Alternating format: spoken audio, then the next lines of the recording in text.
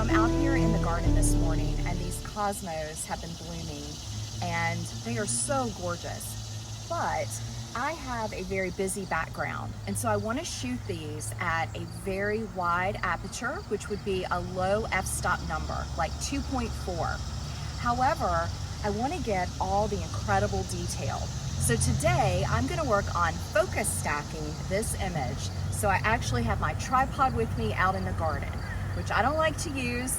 I like to handhold, but today we're going to use our tripod so that we can get all the incredible detail and even the center of this flower. So let me show you how I'm going to set up this shot. Okay, so to get ready to focus stack an image out in the garden, you do need a tripod. You want your camera on a very stable surface. And what we're going to do is we are going to take multiple shots of our flower moving around the outside edges and then the center of the flower. We will focus stack these then in a software program like Photoshop or something similar once we get back indoors. All right, so the way I'm going to do it with my camera set up, if your camera has touch autofocus on your back screen, then you can just move the touch points as you go. For my camera, I like to use, there's my focus point, and I can manually move that. And so that's what I'm going to use for my image. And then I'll take my hands off, press the shutter very gently. You could also use a shutter release button if you want to ensure no camera shake. Okay, so let's get started shooting. I am moving my single focus point around each petal of the flower. I'm going to start with the outside petals and just go around the image or the flower. I like to focus on the outside petals first, and I just move in a clockwise manner going around the image. Now, we did get a little bumblebee that popped in there, but I'm not going to worry about that this time. So as I move around, again, I'm focused on those outside areas, and then you could also do an inner circle of the petals. Now, as I go, I like to finish my shot with another center image just to be sure I have that center really solid and sharp. As far as the stem of the flower, you can decide if you feel like you want a focused image of that stem. And if so, I would encourage you to take your focus point down and capture that bottom part of your image. If you have leaves or branches, you can also take shots of that. And then again, I always end with one more of the center of the flower just to make sure I have it.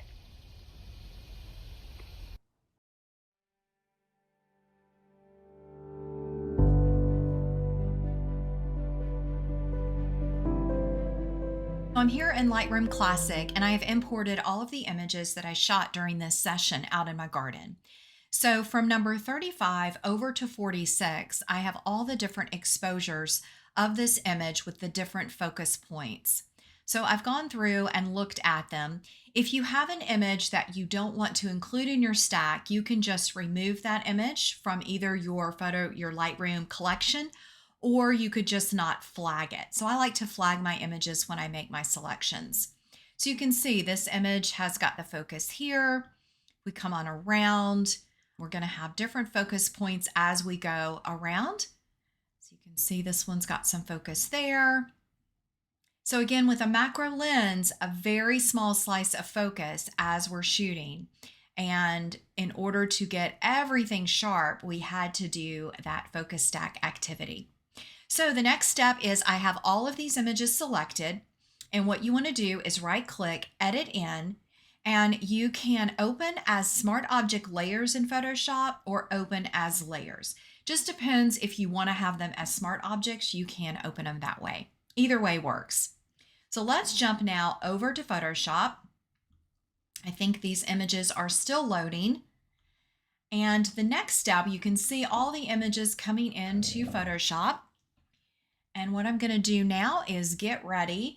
Once those finish, what we're going to do is we're going to actually use the auto align and then the auto blend feature in Photoshop.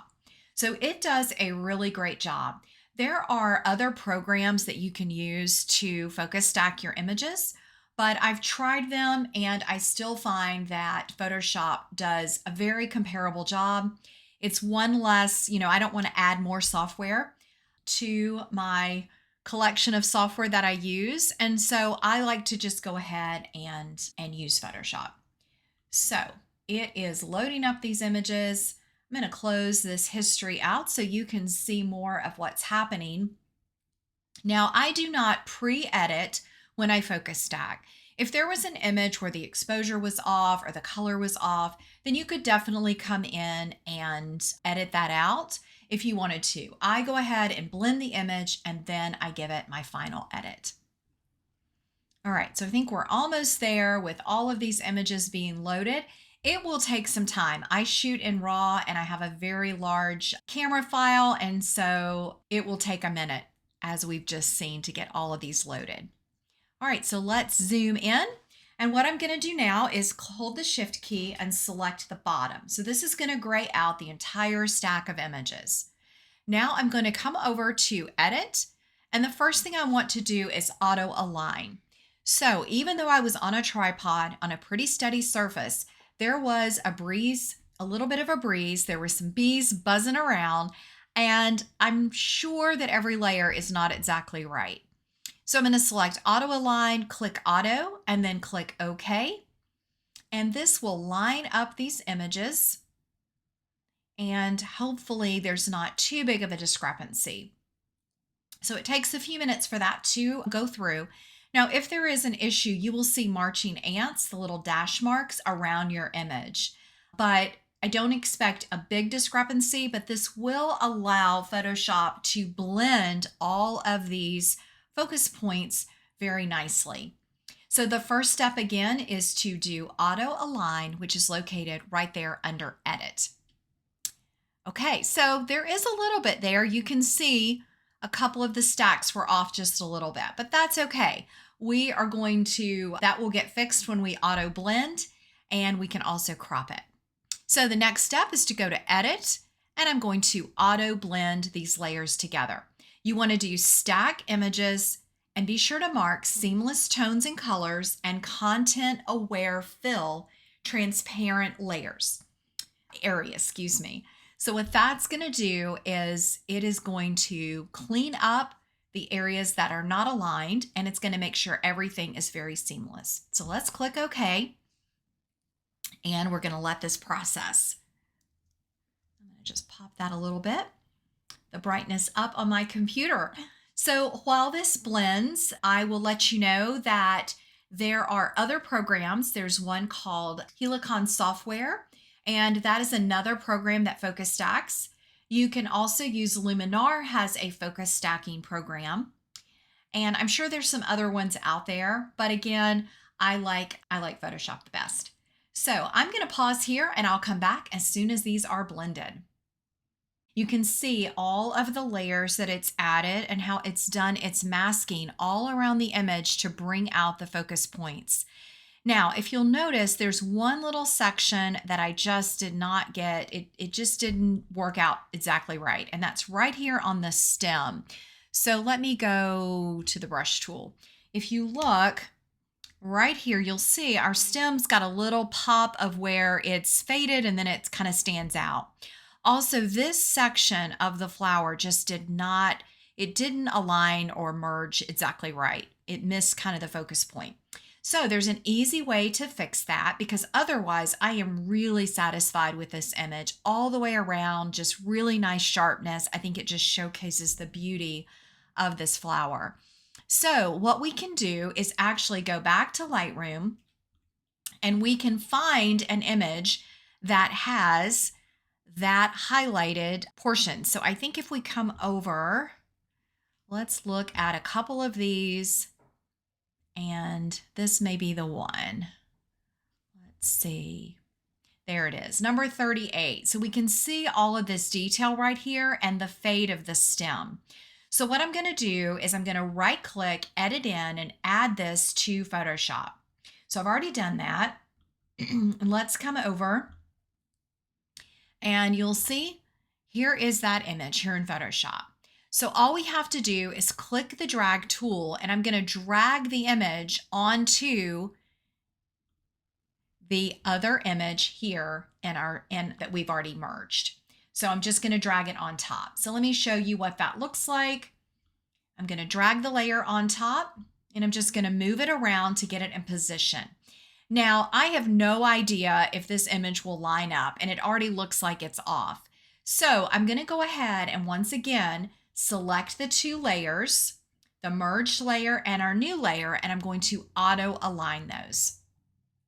So we can see now where it has lined those up. We've got all that detail. What I want to do is go ahead and add a mask, and then I'm going to invert the mask. So now we're back at our original image, and then I'm just going to use a brush to come in, and I'm going to use the brush multiple times to brush out the detail that I wanted. So I wanted to just blend that stem and really bring out the detail in this part of the image. So if you look at the before and you look at the after, that's what I was able to do. Now I want to make some final adjustments to this image. And I think to do that, what I'm going to want to do is maybe use the clone tool and just clean up this side of the image. So let's go ahead and do that together. And then I think this image will be all finished. So I'm going to grab the clone and I'm going to start it over on this side. And then I'm just going to come over and move down the image, move back up and come around and then grab it here. And just going to pop in some of that light. Just kind of blend the two sides. Make sure we don't get a line there. Sometimes that happens. Just come around with that. Yeah, and just softly blend. And then we can reduce the opacity just to make that really nice and soft. Same thing over here. Just want to get rid of any of those dark spots. I'm just going to come around and kind of blend that. And I think that's pretty much all that I wanted to do to this image. I think the exposure, the colors, everything looks beautiful. So I'm going to save this file and then we will wrap up today's episode.